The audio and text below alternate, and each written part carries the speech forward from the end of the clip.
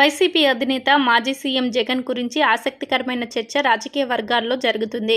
ప్రస్తుతం జగన్ వైఖరి చూస్తుంటే ఇక ఈ 5 ఏళ్లు అసెంబ్లీలో అడుగుపెట్టే అవకాశం లేదన్నట్లుగా ఆయన నిర్ణయించుకున్నట్లు అర్థమవుతుంది.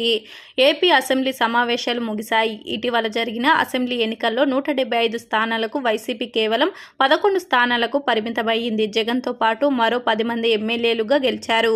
దీంతో కనీసం ప్రతిపక్ష హోదాను కూడా వైసీపీ దక్కించుకోలేకపోయింది. వైసీపీ ఎమ్మెల్యేల సంఖ్యాబలం తక్కువగా ఉండడంతో అసెంబ్లీకి హాజరైన అధికార పార్టీ తమను అవహేళన చేసే విధంగా, రెచ్చగొట్టే విధంగా మాట్లాడతారని, తమకు మాట్లాడే అవకాశం ఇవ్వరని జగన్ అంచనా వేస్తున్నారు.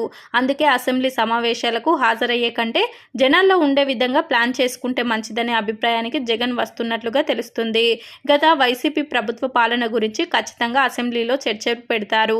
తమకు మాట్లాడే అవకాశం ఇవ్వకుండా ఇరుకున పెట్టే ప్రయత్నం చేస్తారని, వైసీపీ తరపున గట్టిగా కౌంటర్ ఇచ్చేందుకు అవకాశం ఉండదని, ప్రస్తుతం గెలిచిన ఎమ్మెల్యేలలో చాలా మంది కొత్తవారు కావడం, గతంలోనూ ఎమ్మెల్యేలుగా చేసిన వారిలో కొంతమంది ప్రస్తుతం గెలిచిన వారిలో గట్టిగా మాట్లాడే వాళ్ళు లేకపోవడం వంటివన్నీ జగన్ ఆలోచించే ఈ నిర్ణయం తీసుకున్నారట. ఇటీవల జరిగిన ఎన్నికల్లో గెలిచిన వైసీపీ ఎమ్మెల్యేలలో జగన్, అలాగే పెద్దిరెడ్డి రామచంద్రరెడ్డి వారు మినహా మిగిలిన వారికి అధికార పార్టీ విమర్శలను తిప్పికొట్టే అంతటి వాయిస్ లేకపోవడంతో జగన్ అసెంబ్లీ సమావేశాలకు హాజరు కాకపోవడమే మంచిదనే అభిప్రాయానికి వచ్చారట.